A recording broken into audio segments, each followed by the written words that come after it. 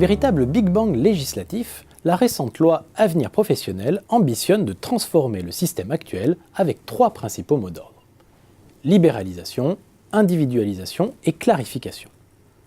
Elle porte en germe une consolidation accélérée autour d'acteurs dotés de marques fortes et d'une expertise reconnue, ainsi qu'une poussée du marché des particuliers, lourde de conséquences, nous en reparlerons. Confrontés à cette nouvelle réforme systémique de la formation professionnelle et aux incertitudes du contexte macroéconomique, les organismes de formation ont abordé l'exercice 2019 dans l'expectative. Toutefois, d'après la dernière étude Xerfi Precepta, la situation devrait se décanter rapidement, avec une reprise des dépenses de formation et un rythme de croissance en hausse à moyen terme. La loi Avenir professionnel marque aussi un grand chambardement des règles de régulation de la formation professionnelle, avec l'État comme nouvel interlocuteur de référence des organismes de formation via la création de l'agence France Compétences, placée sous la tutelle du ministère du Travail. Dans ce contexte, et alors que la formation tout au long de la vie est désormais érigée au rang de priorité, la pression n'est pas près de retomber sur les organismes de formation traditionnels.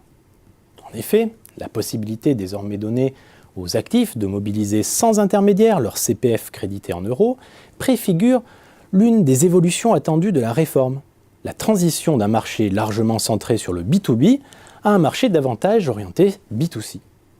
Si ce dernier ouvre de nouveaux gisements de croissance, il est surtout porteur de transformations radicales dans le modèle d'affaires des organismes, qui devront massivement investir pour prendre ce virage et adapter leur modèle d'affaires aux nouvelles règles du jeu. D'autant que la concurrence reste à l'affût, à commencer par les plateformes de e-learning, à l'image de Open Classroom, qui a effectué une levée de fonds de 60 millions de dollars. Plus globalement, il faut s'attendre à ce qu'un grand nombre d'éditeurs de formation à distance ou de plateformes de e-learning, à l'origine surtout tournées vers l'enseignement supérieur, s'orientent massivement vers le marché de la formation continue. Les prestataires de formation historique trouveront toutefois un allié de poids dans cette phase de transition et de recomposition. Je pense là aux entreprises, qu'il s'agira d'encourager à articuler leur plan de formation autour des nouvelles possibilités offertes par le CPF. Pour prendre le nécessaire virage digital, les organismes se rapprochent également des startups technologiques en nouant des partenariats, voire en mettant la main sur ces jeunes pousses.